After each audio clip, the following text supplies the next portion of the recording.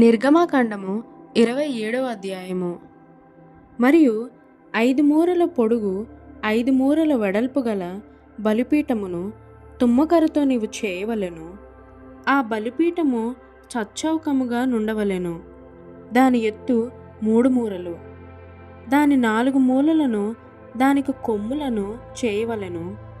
దాని కొమ్ములు దానితో ఏకాండముగా ఉండవలెను. దానికి ఇత్తడి రేకు పొదిగింపవలెను. దాని బూడిద ఎత్తుటకు కుండలను, గరిటెలను, గిన్నెలను, ముండ్లను, అగ్నిపాత్రలను చేయవలెను. ఈ ఉపకరణములన్నీ ఇత్తడితో చేయవలెను. మరియు వల వంటి ఇత్తడి జల్లెడ దానికి చేయవలెను. ఆ వల మీద దాని 4 మూలలను 4 ఇత్తడి ఉంగరములను చేసి ఆ వల బలిపీఠము నడిమి వరకు చేరినట్లు దిగువన బలిపీఠము గట్టు క్రింద దాని నుంచవలెను. మరియు బలిపీఠము కొరకు మోతకర్రలను చేయవలెను. ఆ మోతకర్రలను తుమ్మకర్రతో చేసి వాటికి ఇత్తడి రేకు పొదిగింపవలెను. ఆ మోతకర్రలను ఆ ఉంగరములలో చొనపోవలెను బలిపీఠమును మోయుటకు.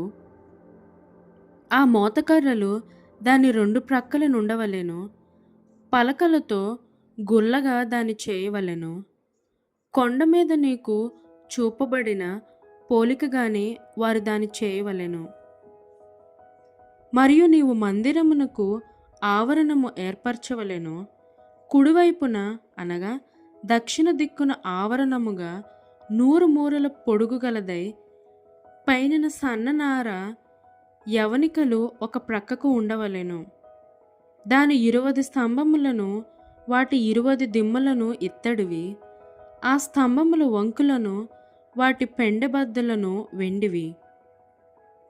అట్లే పొడుగులో ఉత్తర దిక్కున 100 మూరల పొడుగు గల యవనికలు ఉండవలెను. దాని 20 స్తంభములను వాటి 20 దిమ్మలను ఇత్తడివి. ఆ స్తంభముల వంకులను వాటి పెండెబద్దలను వెండివి. పడమటి దిక్కున ఆవరణపు వెడల్పు కొరకు 50 మూరల యవనికలుండవలెను. వాటి స్తంభములు 10, వాటి దిమ్మలు 10. తూర్పు వైపున అనగా ఉదయ దిక్కున ఆవరణపు వెడల్పు 50 మూరలు. ఒక ప్రక్కన 15 మూరల యవనికలుండవలెను. వాటి స్తంభములు 3, వాటి దిమ్మలు 3. రెండవ ప్రక్కను 15 మూరల యవనికలుండవలెను. వాటి స్తంభములు 3, వాటి దిమ్మలను 3. ఆవరణపు ద్వారమునకు నీలధూమ్ర రక్తవర్ణములు గల 20 మూరల తెర ఉండవలెను. అవి పైన సన్న నారతో చిత్రకారుని పనిగా ఉండవలెను. వాటి స్తంభములు 4, వాటి దిమ్మలు 4. ఆవరణముల చుట్టూన్న స్తంభములన్నయు వెండి పెండెబద్దలు కలవి. వాటి వంకులు వెండివి, వాటి దిమ్మలు ఇత్తడివి. ఆవరణపు పొడుగు 100 మూరలు, దాని వెడల్పు 50 మూరలు, దాని ఎత్తు 5 మూరలు. అవి పేనిన సన్ననారని వాటి దిమ్మలు ఇత్తడివి.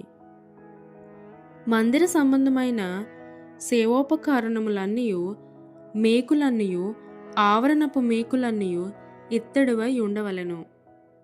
మరియు దీపము నిత్యము వెలిగించినట్లు ప్రదీపమునకు దంచి తీసిన అచ్చము ఒలీవ వలె నూనె తేవలెనని ఇశ్రాయేలులకు ఆజ్ఞాపించుము.